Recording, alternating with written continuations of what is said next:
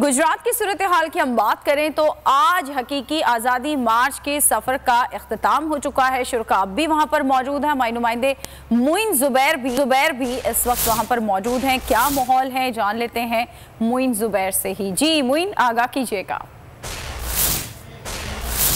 इंसाफ का ज़िला गुजरात में लॉन्ग मार्च इमरान खान के खिताब के बाद ख़त्म हो गया है और कल ये 2 बजे स्टेज से अनाउंस हो चुका है कि कल 2 बजे लाला मूसा से इस लॉन्ग मार्च का दोबारा से आगाज़ होगा।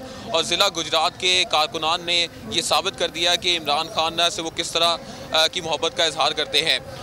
ज़िला गुजरात के एंट्री पॉइंट से लेकर यहाँ GTS चौक तक जिस वालेहाना तरीके से इमरान खान के जो पार्टी के रहनुमा हैं उनका इस्तकबाल किया गया, उससे वाज़ेह हो रहा है कि ज़िला गुजरात जो है वो इमरान खान का किस बेसब्री से इंतज़ार कर रहा था। और ये ज़ाहिर की बात जो तज्ज़ियाकार हैं वो इस वक्त जो ग्राउंड पर मौजूद थे वो ये बात कर रहे थे कि अगर इमरान खान खुद अगर यहाँ पर होते तो एक जमे गफ़ीर होता आवाम का। और अभी भी इमरान खान ने सिर्फ खिताब करना था और इस कदर जैम पैक यहाँ पर रोड्स नज़र आई कि हर जगह पाकिस्तान मुस्लिम लीग के और तहरीक इंसाफ के वर्कर्स ही नज़र आए।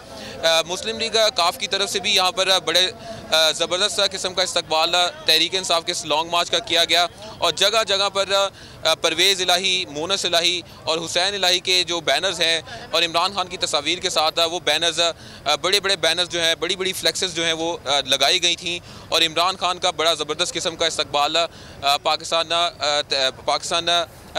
जो मुस्लिम लीग काफ है उसकी जानिब से किया गया।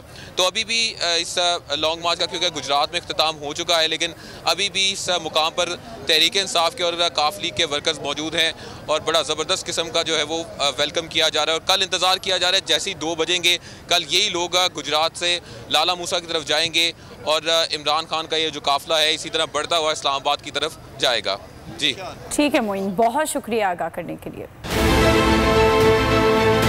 बहुत अच्छी कवरेज की, ये मार्च की तो ज़बरदस्त कवरेज थी, बॉल की प्रॉब्लम सबसे बेस्ट थी। सबसे ज्यादा रील्स और सबसे ज्यादा रेटिंग के साथ बोल रहा नंबर 1। सब्सक्राइब करें और बेल दबाएं ताकि कोई खबर रह न जाए।